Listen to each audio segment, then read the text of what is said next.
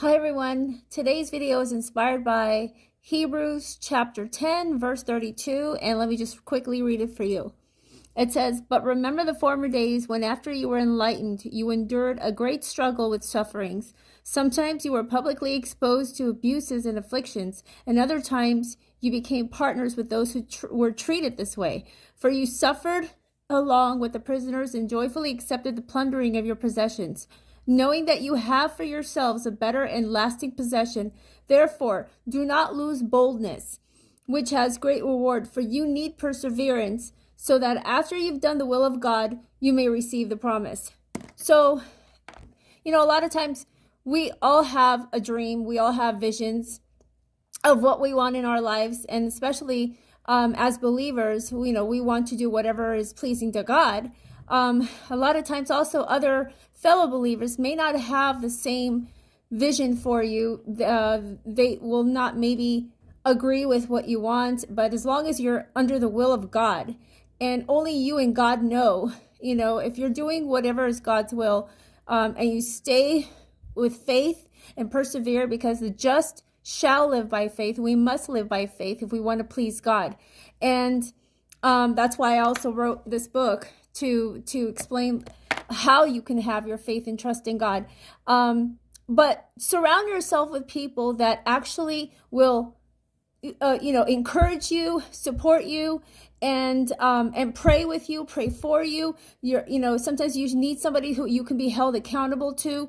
I'm held accountable constantly. I have my mentors, my pastors, Pastor Jim and Anna Maria Reese in Winsboro, South Carolina, of Heaven's Light Ministries, and I'll also put in the link for Pastor Jim Reese, who's also a deputy, and he has a lot of golden, encouraging words and nuggets of gold every day of encouragement. So surround yourself with people who will love you and pray for you, and that also maybe, if you need a little, slap here and there to get you back on the right track, to keep that faith and trust in God.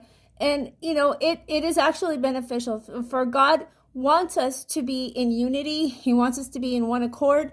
But he also wants you to persevere, just keep running that race that's set before you, and just know that God knows what is the right thing for you, what your dreams are, the visions are. He usually puts them in you when you come to the Lord, and he knows what his plans are. His ways are higher than your ways. His plans are higher than, whatever plans that you think you may have. But just know that he loves you, and he wants to give you the best that he can give you, and according to what his will is, not your will. It's never going to be about your will. So keep yourself out of the equation and just humble yourself before him, and if you don't know what God's will is for your life, ask him. He will reveal it to you. Just ask him. Come to him in humility and just ask him, because he created you for a purpose. You were wonderfully and beautifully made in his image, and he knows what he wants to give you. Thank you.